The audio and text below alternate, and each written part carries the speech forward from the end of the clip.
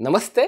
बऱ्याच विद्यार्थी मित्रांच्या मनात एक शंका आहे. शंका अशी आहे की सर मी सायंटिफिक असिस्टंट या पोस्टसाठी फॉर्म तर भरलाय, पण त्याच्यामध्ये ना तब्बल 40% टेक्निकल पार्ट आहे. हो, त्याच्यामध्ये केमिस्ट्री आहे, फॉरेन्सिक सायन्स आहे आणि याचे PYQ काय आहेत मला नेमकं कळतच नाही की याच्यावर प्रश्न कसे विचारले जाणार आहेत.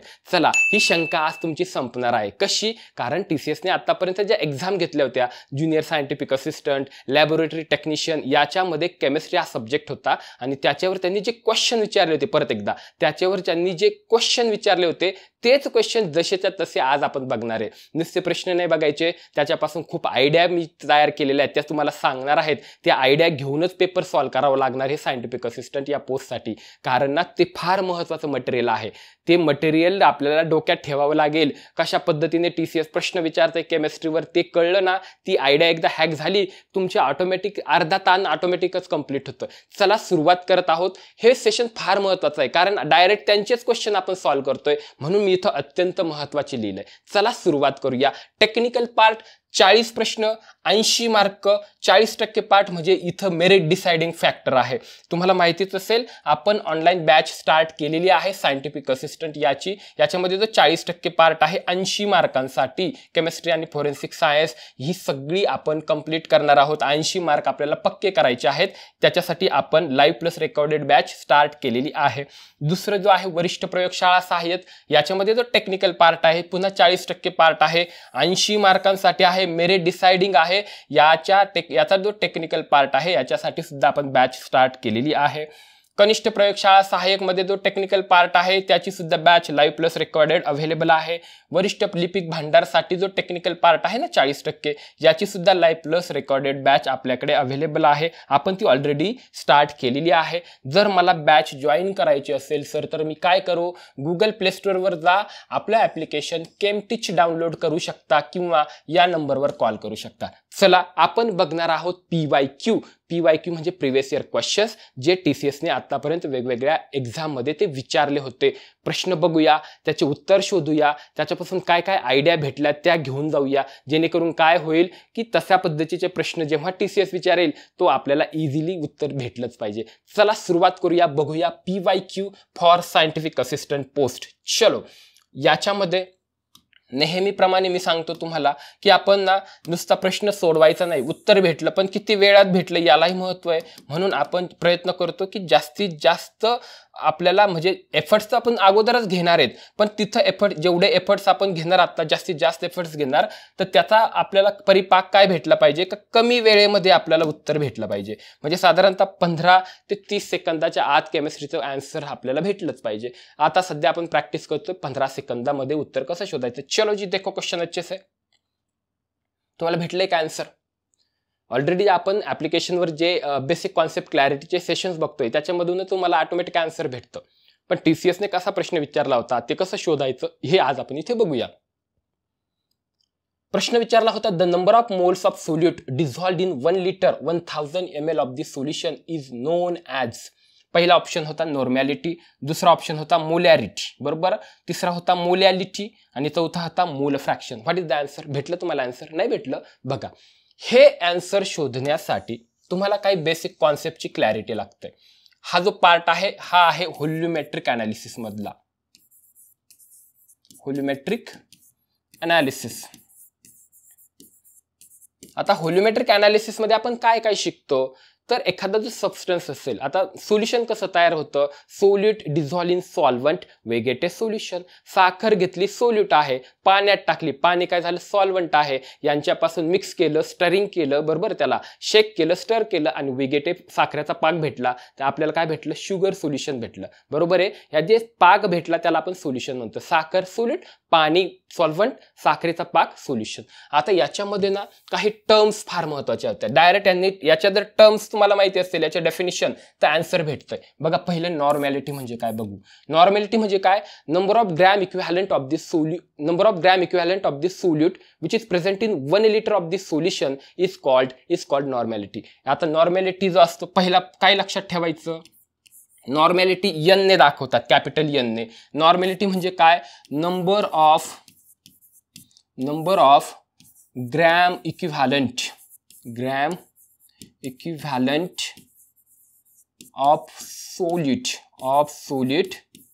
विच इज प्रेझेंट इन, मी डिव्हायडेशन करतोय, which is present in 1 litre of the solution. सोल्युशनच्या 1 लिटर म्हणतो मी, ml नाही म्हणत आता. 1 लिटरला आपण डेसिमीटर क्यूब पण म्हणतो बरोबर, आणि ml असेल तर सेंटीमीटर क्यूब पण म्हणतो. बघा 1 ml म्हणजेच काय 1 सेंटीमीटर क्यूब पण, आणि 1 लिटर म्हणजेच 1 डेसिमीटर क्यूब होतं बरोबर की नाही. मग असे वेगवेगळे क्वेश्चन ते तयार करतात. आता नॉर्मॅलिटी म्हणजे काय, number of gram equivalent of solute which is present in 1 litre of the solution. म्हणजेच काय आपण लिहू शकतो, व्हॉल्यूम ऑफ दी सोल्युशन, पण कशामध्ये, सोल्युशन इन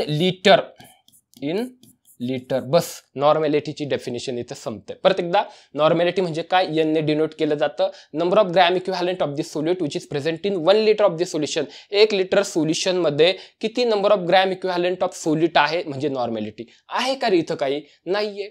इथं काय सांगितलंय, नंबर ऑफ मोल्स सांगितलंय. इथं काय आहे बघा, ग्रॅम इक्विव्हॅलंट. इथं काय शब्द आहे, नंबर ऑफ ग्रॅम इक्विव्हॅलंट. म्हणजे याचं उत्तर नॉर्मॅलिटी नाही आहे. इथं नॉर्मॅलिटी नाही, पण नॉर्मॅलिटीचं तुम्हाला डायरेक्ट कॉन्सेप्ट क्लिअर केली. आता नॉर्मॅलिटीवर प्रश्न विचारला तर तुम्ही त्याला उत्तर आलंच पाहिजे. नॉर्मॅलिटीवर 2च प्रश्न तयार होतात. कशाने डिनोट करतात, कॅपिटल n ने, आणि नॉर्मॅलिटी म्हणजे नंबर ऑफ ग्रॅम इक्विव्हॅलंट कशामध्ये, in litre solution. 1 litre solution मध्ये किती नंबर ऑफ ग्रॅम इक्विव्हॅलंट आहे म्हणजे नॉर्मॅलिटी. पण आता या ठिकाणी तसं दिलं नाही, ग्रॅम इक्विव्हॅलंट हा शब्दच नाहीये. मग काय करायचं, ते त्याचं उत्तर नाहीये. दुसरं बघूया आपण, मोलॅरिटी. मोलॅरिटी म्हणजे काय, तर बघूया. मोलॅरिटी म्हणजे नंबर ऑफ, आता पहिलं मोलॅरिटी जो आहे it is denoted by capital M, पहिली गोष्ट. दुसरी गोष्ट, याची डेफिनेशन काय, number of moles of solute which is present in 1 litre of this solution. भेटलं ना राव answer. Number of moles of solute which is present in 1 litre of this solution is called molarity. मोलॅरिटीचा formula काय आहे बघा, number of moles of solute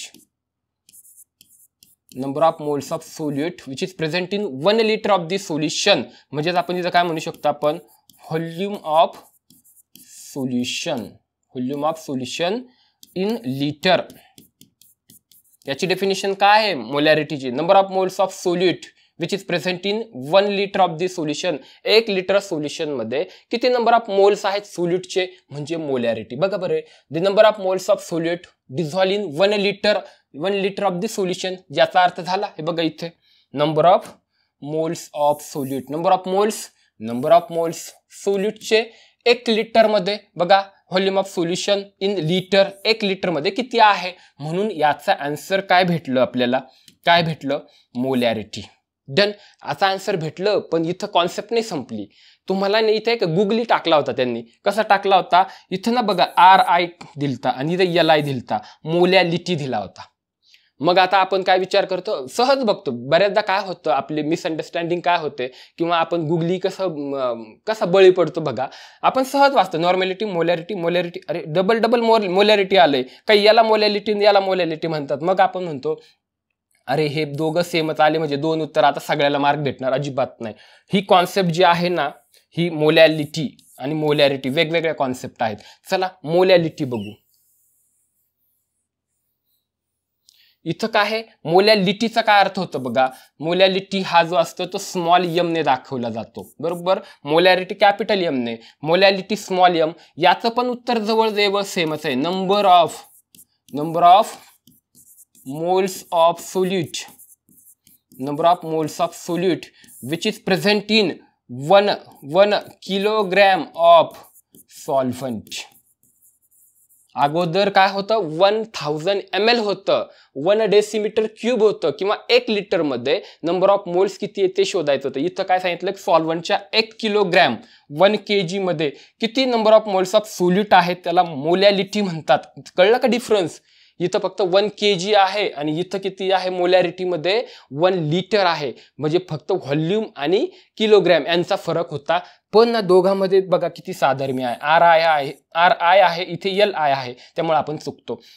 व्हॉल्युमेट्रिक अनालिसिसमध्ये ह्या ज्या 3 concept महत्त्वाच्या आहेत, त्या जर माहिती असत्या तर तुम्हाला हे आन्सर ऑलरेडी आलं असतं. डन. याला भरपूर वेळ दिला. चला दुसरा प्रश्न बघूया. आपण नुसते प्रश्न बिलकुलच नाही पाहत, आपण एका प्रश्नामधून काय काय शिकायला भेटतं तेच इन डिटेल बघतोय.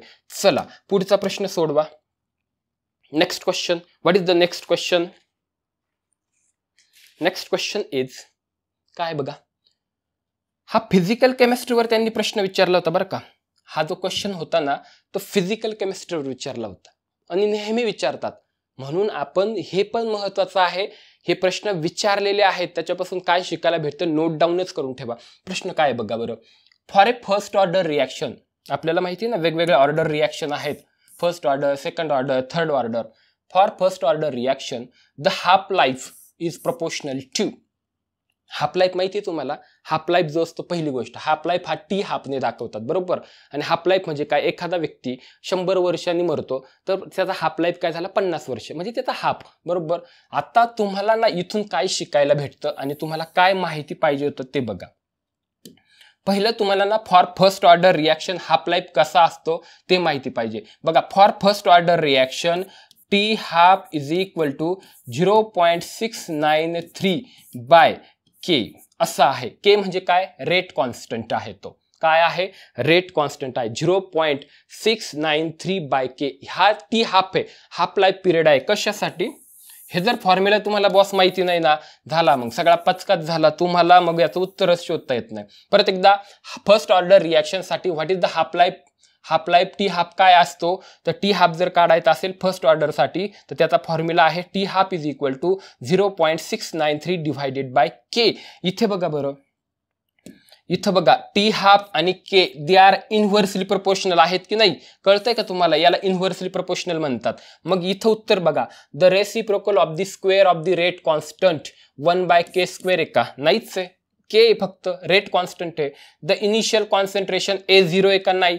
तिसरा बघा बरं, तिसरा काय बघा बरं, the inverse of the rate constant बघा बरं, इन्व्हर्सली प्रोपोर्शनल आहे की नाही. आणि square of the initial concentration A0 तर काही प्रश्नच नाही. याच्यामध्ये इनिशियल कॉन्सन्ट्रेशन जे असतं ना त्याला A0 म्हणतात, इनिशियल. या पूर्ण टर्म मध्ये इनिशियल कॉन्सन्ट्रेशन नाही, म्हणजे हे उत्तर तर चुकलं. पुढे बघा, पुढे बघा, इथं द इनिशियल कॉन्सन्ट्रेशन हे उत्तर चुकलं. आता 50% चान्स झालेत आपले बरोबर उत्तर येण्याचे. एक तर ए ऑप्शन किंवा थर्ड ऑप्शन असेल, 1 नंबर किंवा 3 number. The reciprocal of the square of the rate constant, याचा स्क्वेअर कुठे आहे, इथं आहे का स्क्वेअर, बिलकुल नाही, हे पण चुकलं. आन्सर आहे 3, the inverse of the rate constant.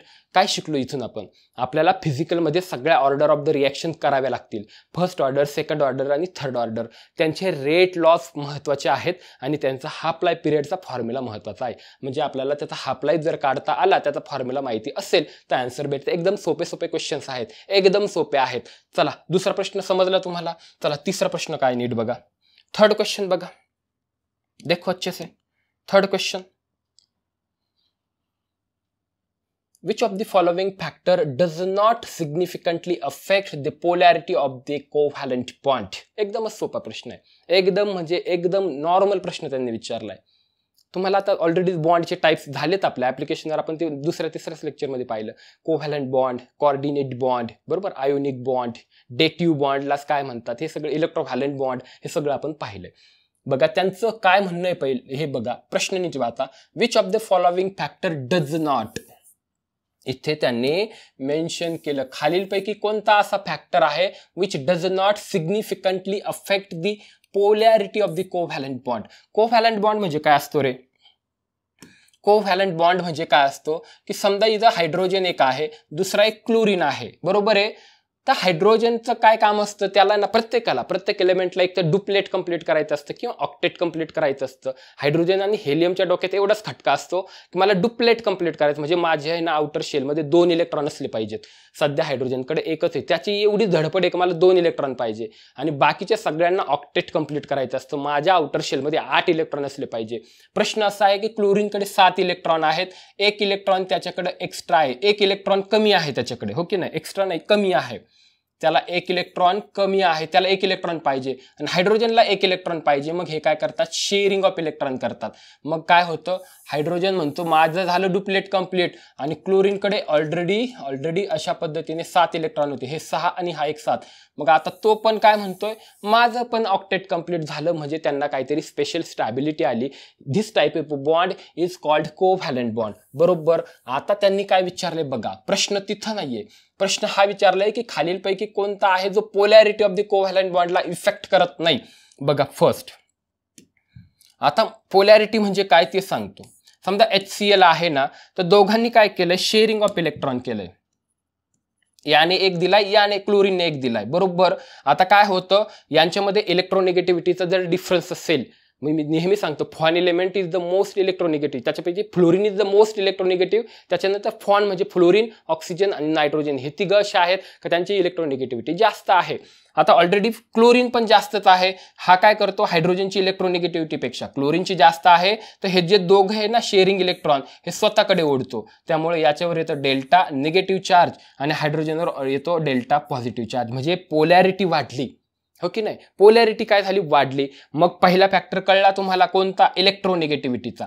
तेच विचारले त्यांनी की खालीलपैकी कोणते फॅक्टर आहेत जे पोलॅरिटी वाढवतात आणि कोणता असा आहे की ज्याचा पोलॅरिटीशी काही संबंध नाही. बघा फर्स्ट इथं दिलाय, ऑलरेडीच दिलाय, electronegativity difference between the bonded atoms. मी सांगितलं ऑलरेडी, यांच्यामध्ये इलेक्ट्रोनिगेटिव्हिटीचा डिफरन्स आहे, त्याच्यामुळे पोलॅरिटी वाढते. दुसरा, number of lone pair of the central atom. Lone pair VSEPR थेरीमध्ये आपण पाहिलं. VSEPR थेरीमध्ये काय होतं, लोन पेअर त्यामध्ये रिपल्शन असतं. लोन पेअर बॉन्ड पेअरमध्ये पण असतं आणि बॉन्ड पेअर लोन पेअरमध्ये पण असतं. इन डिटेल आपण ॲप्लिकेशनवर पाहिलेलं आहे. त्यांच्यामध्ये डिफरन्स असल्यामुळे काय होतं, त्यांच्यामध्ये जर समजा लोन पेअर यांच्यामध्ये काय होतं, जर समजा रिपल्शन झालं तर ते एकमेकाला दूर लोटतात, म्हणजे पोलॅरिटी वाढते. त्याच्यामुळे हे पण चान्स आहे. पुढे length of the bond, distance relationship. समजा हायड्रोजन इथं असेल, क्लोरीन इथं असेल, तर पोलॅरिटी वाढण्याचे मेजर चान्सेस आहेत. म्हणजे काय होतं, ते जेवढा बॉन्ड वाढला, लांब गेला, डिस्टन्स वाढलं, लेंथ वाढली, तर पोलॅरिटी वाढू शकते. पण ऑक्सिडेशन स्टेट म्हणजे माहिती ना तुम्हाला, जसं की मॅंगनीज आहे Mn, मी मॅग्नेशियम नाही म्हटला. मॅग्नीजने जर 2 इलेक्ट्रॉन दिले तर याच्यावर ऑक्सिडेशन स्टेट 2+ चार्ज येतो की नाही. बरोबर. त्यावरून आपण ऑक्सिडेशन स्टेट पाहतो. ऑलरेडी आपल्याला आता ती फाइंड आउट करता येते. म्हणजे याचा आणि बॉन्डचा बिलकुलच संबंध नाही. मग त्यांनी काय विचारले, does not significantly affect the polarity of the covalent bond. म्हणजे पोलॅरिटी जी आहे याच्यावर कोण आहे अफेक्ट करत नाही, तर चौथा, ऑक्सिडेशन स्टेट अजिबात अफेक्ट करत नाही. आन्सर आहे फोर्थ. डन. सोपं होतं. मी तुम्हाला 15 सेकंदात उत्तर देऊन लगेच पुढे गेलो असतो, पण मला उत्तरं शोधायचे नाहीयेत. तुम्हाला शोधायची शिकवायचं नाही. तुम्हाला उत्तर शोधण्याआधी बेसिक कॉन्सेप्टची क्लॅरिटी असणं फार गरजेचं आहे, तेव्हा उत्तर बरोबर येतात. मी तुम्हाला गॅरंटी देतो, जे विद्यार्थी नॉन टेक्निकलला तुम्ही ॲव्हरेज जरी मार्क घेतले, पण टेक्निकलला जर तुम्ही मागं राहिला तर तुमचा कार्यक्रम झाला. पण जर तुम्ही टेक्निकलमध्ये जर पुढं असाल, बाकीच्या तुलनेत एक जरी टेक्निकल प्रश्न तुमचा जास्त बरोबर आला, तुमचं मेरिटमध्ये सिलेक्शन पक्कं असतं. त्याच्यामुळे इथं फार महत्त्वाचं आहे. जेवढ्या टेक्निकल एक्झाम असतात तिथं तुम्हाला टेक्निकल नॉलेज असणं फार इसेन्शियल आहे. चला चौथा प्रश्न बघा. लावा डोकं, लावा ताकद, बघूया. For the chemical reaction 2NO + 2H2 it gives N2 + 2H2O. Sir इथं नाही, डोक्याच्या पारच वरून गेलेला प्रश्न, पण एकदमच सोपा आहे. प्रश्न इतका सोपा आहे की तुम्ही म्हणाल फक्त त्यांनी काय केलं इकडेच दाखवलं असं. इतका सोपा प्रश्न आहे बघा. Rate of reaction is equal to KNO² H2. Overall order of the reaction is. पुन्हा फिजिकल केमिस्ट्रीवर प्रश्न विचारलाय. तुम्हाला हाफ लाईफ माहिती पाहिजे, रेट लॉ इक्वेशन माहिती पाहिजे, ॲट द सेम टाइम तुम्हाला ऑर्डर ऑफ द रिएक्शन काढता आली पाहिजे. त्याआधी तुम्हाला एक डेफिनिशन सांगतो मी. हे याचं उत्तर आहेत, याच्यापैकी काय आहे ते तुम्ही सांगणार आहे मला. फक्त तुम्हाला एवढी डेफिनिशन माहिती असेल ना, तुम्ही सांगता, तुम्ही लगेच सांगणार. बघा ऑर्डरचा अर्थ काय होतं. ऑर्डरची एक डेफिनेशन आहे, order of the reaction is the. बघा मी लिहून देतोय, order of the reaction is the sum of the powers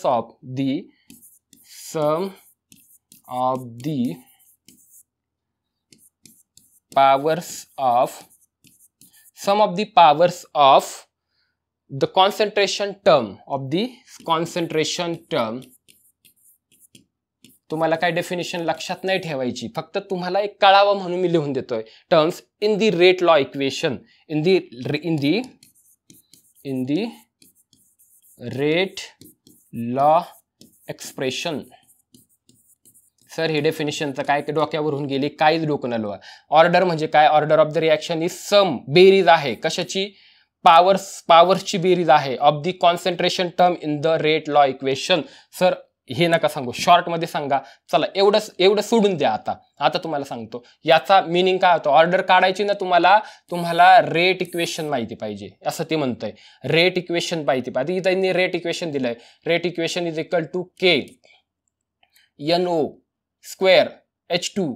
इथं काहीच दिलं नाही म्हणजे 1 आहे. बरोबर आहे. ते काय म्हणतं, तुम्हाला ऑर्डर काढायची असेल ना रेट इक्वेशन मध्ये, या कॉन्सन्ट्रेशन टर्मचा जो पॉवर दिलेला आहे त्यांची बेरीज करा. इथं 2 दिला, इथं 1 दिला. 2 आणि 1 किती रे, 3. भेटलं ना आन्सर. काय आन्सर काय सांगा, तुम्हीच सांगणार. थर्ड ऑर्डर आहे. बरोबर आहे. इथे सिंपल होतं, काहीच करायचं नव्हतं, फक्त बेरीज करायची होती. पण ही बेरीज करण्यासाठी तुम्हाला डेफिनेशन माहिती पाहिजे होती, तेच आपण सांगितलं. चला पुढचा प्रश्न बघा. The calorific value of 1 gram of fat. आता तुम्हाला कार्बोहायड्रेट्स, प्रोटीन्स, फॅट्स माहिती पाहिजे. Carbohydrate, protein, fat. डन. एकदम चिल्लर क्वेश्चन होता हा. याच्यावर इथं काही शिकायला नव्हतंच, कारण आपल्याला ना एक व्हॅल्यूज माहिती पाहिजे. कार्बोहायड्रेटची किती, फॅटची किती आणि प्रोटीनची किती. चला पहिलं सांगतो मी. फॅट जी कॅलोरिफिक व्हॅल्यू जी असते 1 ग्रॅमसाठी ती किती असते, 9 फॅटसाठी ती असते 9 एकदम एक्झॅक्ट सांगतो 45 किलो कॅलरी पर ग्रॅम. 1 ग्रॅम फॅट जर असेल तर त्याची कॅलोरिफिक व्हॅल्यू 9.45 असते, किलो कॅलरी असते. जर समजा प्रोटीन असेल, 1 नंबर फॅट असतो, त्याच्यानंतर जर प्रोटीन असेल तर त्याची 5.65 असते. 5.65 किलो कॅलरी पर ग्रॅम असते. 1 ग्रॅम प्रोटीनची कॅलोरिफिक व्हॅल्यू किती असते, 5.65. आणि पुढचं आहे कार्बोहायड्रेट. याची कॅलोरिफिक व्हॅल्यू ही सगळ्यात कमी असते, ती असते 4.1. ती असते 4.1 किलो कॅलरी पर ग्रॅम. 4.1 किलो कॅलरी पर ग्रॅम. म्हणजे ना सगळ्यात जास्त कॅलोरिफिक व्हॅल्यू फॅटची असते, त्याच्यानंतर प्रोटीनची असते 5 समथिंग, आणि त्याच्यानंतर कार्बोहायड्रेटची असते 4 समथिंग. बरोबर. मग आता आपण एक ऑर्डर लावू शकतो. सगळ्यात 1 नंबर फॅटची, नंतर 2 नंबर प्रोटीन, 3 नंबर कार्बोहायड्रेट. एक लमसम आयडिया सांगतो तुम्हाला. फॅटची 9 किलो कॅलरी, प्रोटीनची 5 आणि कार्बोहायड्रेटची 4. मग यांनी विचारलं काय, फॅटची किती आहे, 9 समथिंग. उत्तर काय भेटलं, उत्तर भेटलं ना 9 किलो कॅलरी. डन. भेटलं तुम्हाला, आन्सर भेटलं. चला पुढचा प्रश्न बघूया. नेक्स्ट क्वेश्चन देखो अच्छे से. The density of a substance with mass 200 gram and volume 20 centimeter cube is. Density find out करायची. आता डेन्सिटीचा फॉर्म्युलाच माहिती पाहिजे, नाहीतर काहीच येणार नाही. मग यात इथं नॉर्मल गोष्टी असतात, पण मेरिट डिसाइडिंग असतात. आता काय करणार, डेन्सिटीचा एक फॉर्म्युला आहे. काय फॉर्म्युला आहे, मास बाय व्हॉल्यूम. इतकं सोपं होतं ना. काय फॉर्म्युला आहे, density is equal to mass upon volume. यालाच आपण काय म्हणतो, M/V. मास कशामध्ये असतं, ग्रॅम मध्ये घ्यायचं असतं, आणि व्हॉल्यूम कशामध्ये घ्यायचं, ml मध्ये घ्यायचं. डेन्सिटी कशामध्ये असते, ग्रॅम्स पर ml मध्ये असते. बरोबर. सर पण इथं सेंटीमीटर क्यूब दिलाय. आधीच तुम्हाला सांगितलं ना मी, काय सांगितलं, 1 डेसिमीटर क्यूब का ही मतलब होता है 1 लीटर, एंड 1 सेंटीमीटर क्यूब का ही मतलब होता है 1 ml. म्हणजे 20 ml दिलेत त्यांनी. टाका बरं, मास काय दिलंय, ग्रॅम मध्ये काय दिलंय, 200 दिलंय. इथं म्हटलं 200 gram divided by volume 20 centimetre cube म्हणजे 20 ml दिलं. मी म्हटलं 20 ml किंवा सेंटीमीटर क्यूब म्हणा. करा बरं डिवायडेशन. आता यात काय डिवायडेशन करायचं होतं सांगा बरं. बे 10 20. बरोबर. 10 ग्रॅम पर सेंटीमीटर क्यूब. आलं ना आन्सर. किती सिंपल होतं, काही लॉजिकच वापरायचं नव्हतं. पण याच्यासाठी तुम्हाला बेसिक कॉन्सेप्ट क्लिअर असणं गरजेचं आहे, जे आपण ऑलरेडी पाहतो. बेसिक कॉन्सेप्ट क्लिअर असेल की ती कंप्लीट करा, तुम्हाला आन्सर भेटतं. चला नेक्स्ट क्वेश्चन काय विचारला होता त्यांनी. एकदम सोपे प्रश्न इथे, एकदम सोपे आहेत. तुम्हाला जर बेसिक कॉन्सेप्ट क्लिअर असतील तर एकदम सोपे क्वेश्चन्स त्यांनी विचारले होते. त्यांनी पुढचं विचारलं होतं, फक्त प्रश्न दिसताना फार डेंजर दिसतात पण काहीच नाही, एकदमच सोपे आहेत. In the Henderson Hasselbalch equation k is, याच्यामध्ये हा जो के ए आहे तो काय म्हणतात की याच्यामध्ये हा जो के ए आहे तो काय, त्याचा काय रोल आहे. आता तुम्हाला सांगतो, प्लँक कॉन्स्टंट हा कशाने दाखवतो, स्मॉल एच ने दाखवला जातो. काय बघायचं होतं, कुठं प्लँक कॉन्स्टंट, काहीच नाही, फक्त एच ने दाखवतात. त्यानंतर आता आपल्याला आणखी काही काही गोष्टी महत्वाच्या आहेत. गॅस कॉन्स्टंट हा आर ने दाखवला जातो, बरोबर आहे की नाही. आणि आत्ताच आपण रेट कॉन्स्टंट पाहिला की नाही, रेट कॉन्स्टंट कशाने दाखवला होता, के ने दाखवला होता की नाही, काय बघायचं होतं. मग आता मला प्लँक कॉन्स्टंट एच ने आहे, रेट कॉन्स्टंट के ने आहे, गॅस कॉन्स्टंट आर ने आहे. त्यांनी सांगितलं याच्यामध्ये हे जे हेंडरसन इक्वेशन आहे त्याच्यात हा के कोण आहे, के ए कोण आहे, ए म्हणजे ऍसिड, तर तो डिसोसिएशन कॉन्स्टंट आहे. याच्यासाठी हेंडरसन जे इक्वेशन आहे हे ना ऍसिड आणि बेस यांचा पीएच डिटरमाइन कसा करायचा याच्यासाठी असतो तो. हे इन डिटेल आपण निवांत बघू. जर बघायचं असेल तर शॉर्ट मध्ये सांगतो. पीएच कसा काढायचा, पीएच कोणाचा काढला जातो, एच प्लस आयन कॉन्सन्ट्रेशन म्हणजे ऍसिडचा. जर वीक ऍसिड असेल आणि त्याचा पीएच फाइंड आउट करायचा असेल तर हेंडरसन इक्वेशन वापरलं जातं. मग त्याच्यासाठी हा फॉर्म्युला आहे, pH is equal to p k a, k म्हणजे dissociation constant, plus log of a minus, तुम्हाला सांगितलं ना मी ब्रॉन्स्टेड-लॉरी कॉन्सेप्ट मध्ये ऍसिडचं काय असतं, ऍसिड ज्यावेळेस एच प्लस देतं तर राहिलेला जो असतो त्याला काय म्हणतो आपण, कॉन्जुगेट बेस म्हणतो. म्हणजे every acid has conjugate base आणि every base has conjugate acid. इथपर्यंत याच्यापेक्षा वेगळं आपल्याला काही शिकायची गरज नाही. तुम्हाला इथे जर प्लँक कॉन्स्टंट माहिती असेल, रेट कॉन्स्टंट कशाने इंडिकेट केला जातो, गॅस कॉन्स्टंट आर ने, तर तुम्हाला ऑटोमॅटिक आन्सर भेटतं. चला पुढचा प्रश्न बघूया.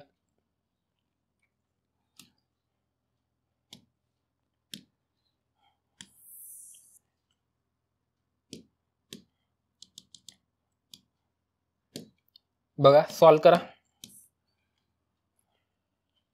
What will be the pH value in case of equimolar mixture of titration between strong acid and strong base? Already झालंय.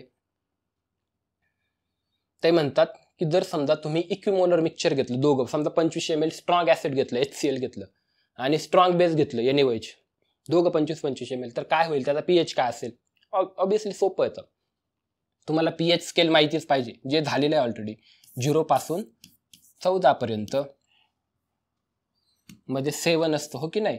0 पासून 6.9 पर्यंत, 0 ते 6.9 पर्यंत ऍसिड असतात.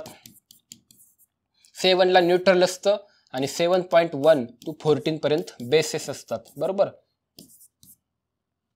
त्यांनी काय सांगितलंय, स्ट्रॉंग ऍसिड आणि स्ट्रॉंग बेस यांची जर टक्कर झाली तर काय होईल, दोघं सेम प्रमाणात असेल तर काय होईल. आता नेहमी लक्षात ठेवा, acid plus base we get salt and water. तर यांच्यापासून सॉल्ट अँड वॉटर तयार होईल, पण त्यांचा पीएच काय असेल, दोघं इक्विमोलर मिक्सचर सांगितलं तर पीएच एकदम बॅलन्स होईल, 7 होईल. काय होईल, pH become equal to 7. Done. एकदम सोपा प्रश्न त्यांनी विचारला होता. चला पुढचा प्रश्न बघूया. Which of the following is not included in the main group elements. Periodicity माहिती पाहिजे. पेरियोडिक टेबल जर असेल तर तो अशा पद्धतीचा असतो ना, periodic table, outline of the periodic table अशा पद्धतीने होता ना. याच्यामध्ये नेहमी लक्षात ठेवा, काय लक्षात ठेवायचं सर, हा एस ब्लॉक आहे, हा पी ब्लॉक आहे, मध्ये जे आहे ते डी ब्लॉक आहे आणि खाली जे दिसतंय ते लॅन्थेनाइड्स आणि ॲक्टिनाइड्स आहे, त्यांना एफ ब्लॉक म्हणतात. तर पूर्ण एस ब्लॉक आणि पूर्ण पी ब्लॉक, बरोबर, पूर्ण एस ब्लॉक आणि पूर्ण पी ब्लॉक यांना काय म्हणतात, मेन ग्रुप एलिमेंट्स म्हणतात. काय म्हणतात, मेन ग्रुप एलिमेंट्स. मग मला सांगा ते काय विचारतात, which of the following is not included. कोण नाही मेन ग्रुपमध्ये, हॅलोजन्स आहे ना, इथं हॅलोजन्स पी ब्लॉक मध्ये आला का नाही इथं, म्हणून हॅलोजन्स आहेत. अल्कली मेटल्स बघा, एस ब्लॉक मध्ये पहिला कॉलम कोण होता तो? अल्कली मेटल्स, म्हणजे तो पण मेन ग्रुपमध्ये आला. अल्कलाइन अर्थ मेटल्स दुसरा कॉलम एस ब्लॉक मधला, तो पण काय झाला मेन ग्रुप एलिमेंट. मग लॅन्थेनाइड एलिमेंट जो एफ ब्लॉक मध्ये इथे आहे ते नाही ना मेन ग्रुप, ते तर एफ ब्लॉक मध्ये येतात. आपल्याला फक्त मेन ग्रुप एलिमेंट मध्ये एस आणि पी ब्लॉक पाहिजे, म्हणून याचा आन्सर काय? Not included lanthanide elements. Done. एकदमच सोपे क्वेश्चन्स होते, पण याच्या मागे बेसिक कॉन्सेप्ट तुम्हाला माहिती पाहिजे होत्या. चला पुढचा प्रश्न एकदमच सोपा. देखो अच्छे से देखो. आयडियल गॅस लॉ इज, एकदम असं 11-12 पासून आपण शिकलोय आयडियल गॅस.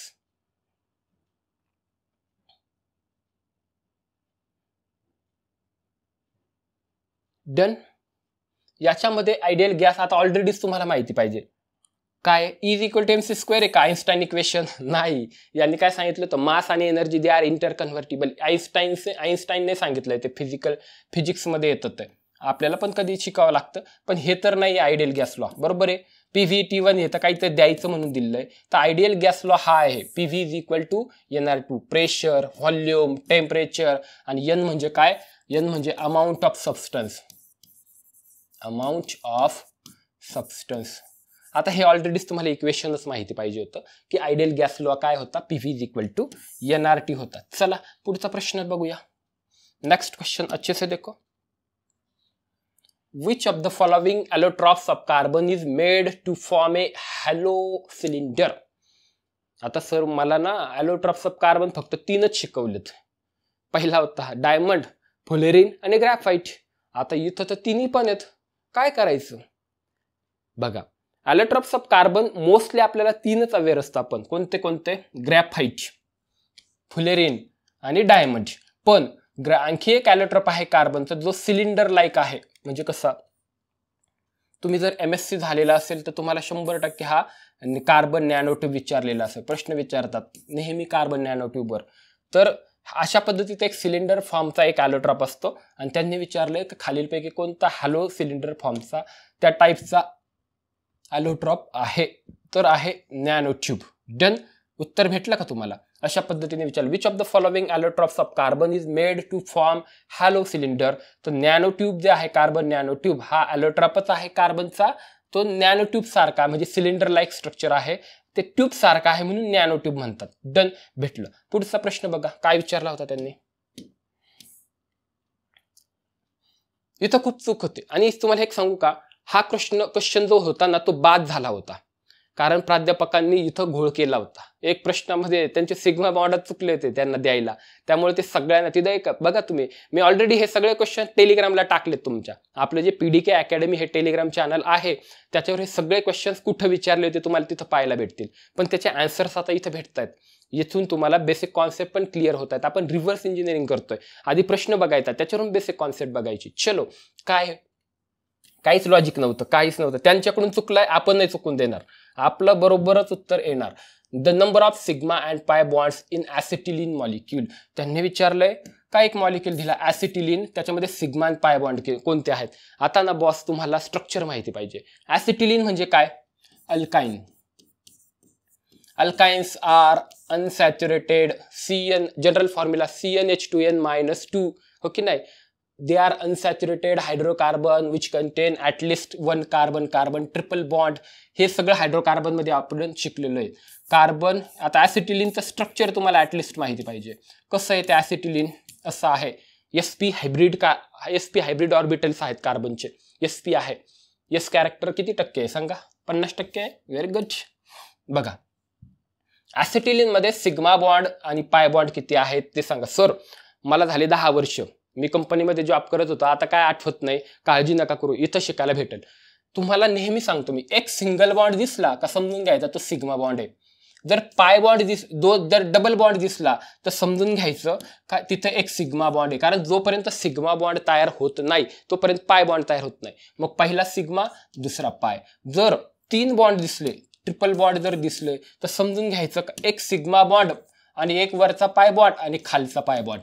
एवढंच डोक्यात ठेवा, उत्तर भेटतील. सांगा बरं आता, इथे एक सिंगल बॉन्ड आहे, सिग्मा येतो. इथे यांच्यामध्ये सिग्मा आहे, एकच सिंगल बॉन्ड आहे. इथं ते ट्रिपल बॉन्ड आहे. काय सांगतोय तो? मधला कोण सिग्मा, आणि वरचा कोण? पाय, खालचा कोण? पाय. मग मला सांगा, पाय जे असतात ना साईड वाईज ओव्हरलॅपिंग म्हणतात, त्याला लॅटरल ओव्हरलॅपिंग म्हणतात. वीक बॉन्ड असतात ते, फक्त एक फोर्स ऑफ अट्रॅक्शन असतं. सिग्मा बॉन्ड स्ट्रॉंगर असतात. किती झाले सिग्मा बघा, 1 2 3. बघा ना 3 कुठे झालं, उत्तरच भेटलं, पुढे पायचीच गरज नाही पडली. पण मी नेहमी सांगतो क्रॉस चेक करा. 2 पाय बॉन्ड आहेत, 2 पाय बॉन्ड आहेत, भेटला answer third, 3 sigma end 2 pi bond. चलो नेक्स्ट क्वेश्चन देखते हैं, देखो अच्छे से. The bond which helps water molecules to dissolve organic biomolecules is. भेटलं का? कोव्हॅलंट बॉन्ड, वॉटर मध्ये covalent bond, peptide bond, electrovalent bond, hydrogen bond. आता ना काही लोक गोळ्या मारणार आहेत आणि उत्तर शोधणार आहेत आणि तरी बरोबर पण येणार आहे, कारण वेगळा बॉन्ड सांगायचा म्हणून हायड्रोजन बॉन्डकडे जाणार, मला माहिती आहे ना. पण तुम्हाला त्याच्या मागचे कॉन्सेप्ट सांगतो. पहिली गोष्ट, याच्यामध्ये एक फॉर्म्युला आहे, कोणता? Like dissolves like. सारखे तुम्ही पाहिलं ना, सारखे लोक कायम गाळ्यात म्हणजे हातात हात घालून फिरताना दिसतात. समविचारी सोबत असतात, ते मित्र बनतात. जे दोघांचे विचार जमत नाही त्यांचा अजिबात ते पटत नाही, म्हणजे ते कधीच सोबत नसतात. इथं केमिस्ट्रीमध्ये तसंच आहे, लाईक्स डिझॉल्व्स लाईक, म्हणजे polar dissolve in polar, non polar dissolve in non polar. पण काही काही पोलार जे असतात ना, आता वॉटर पोलार आहे, पण काही थोडेसे हायड्रोकार्बन्स जे नॉन पोलार आहेत, तर त्यांच्यामध्ये ना कधी कधी असा एक बॉन्ड क्रिएट होतो, त्याच्यामुळे थोड्याफार प्रमाणात ते पोलॅरिटी दाखवतात, थोड्याफार प्रमाणात ते डिझोल्युशन दाखवतात. कसं?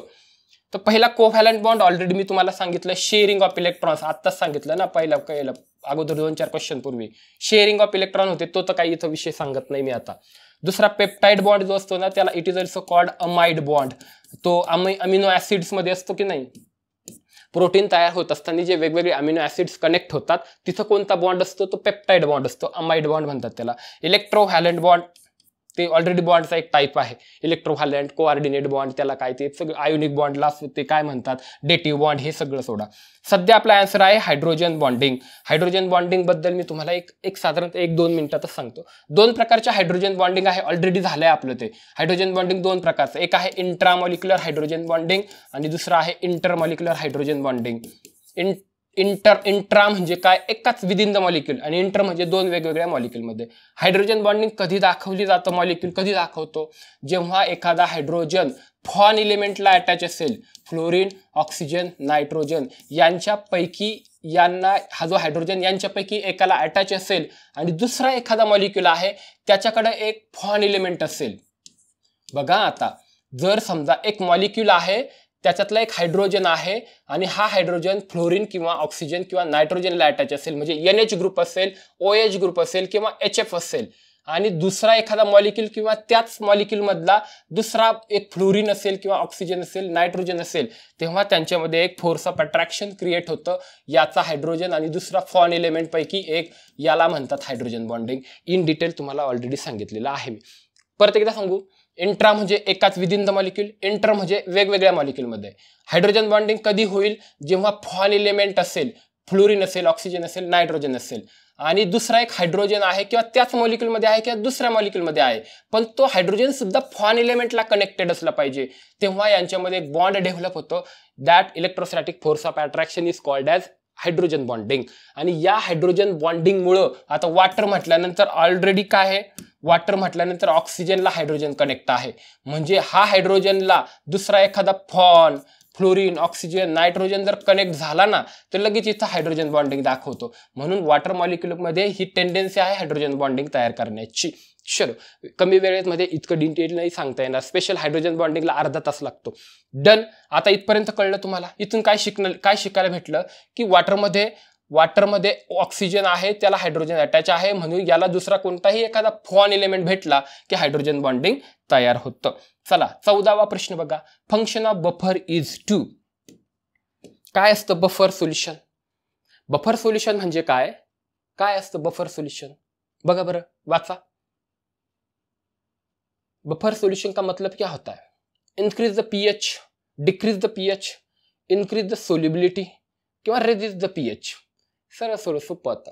बफर सोल्युशन असे असतात की समजा तुमच्याकडे एक सोल्युशन आहे आणि त्याच्यामध्ये तुमचा पीएच समजा समथिंग आहे ऍसिडिक, तर बफर सोल्युशन काय करतं, तुम्ही त्याच्यात थोड्याफार प्रमाणात बेस जरी टाकला का which try to resist the pH, तो ऍसिडिकच ठेवण्याचा प्रयत्न करेल. समजा तुमच्याकडे एक बेसिक सोल्युशन आहे, त्याच्यात तुम्ही बफर टाकलं आणि त्या बेसिकमध्ये थोडंसं जर ऍसिड पडलं चुकून, तरी तो बफर सोल्युशन काय करतं, स्वतःमध्ये असा चेंज घडून आणतं की त्याचं जर मेन बेसिक सोल्युशन होतं ना, तर ते बेसिकच ठेवण्याचा प्रयत्न करेल ऍसिड टाकून सुद्धा. पण खूप प्रमाणात टाकलं तर मग मात्र ते चेंज होतं.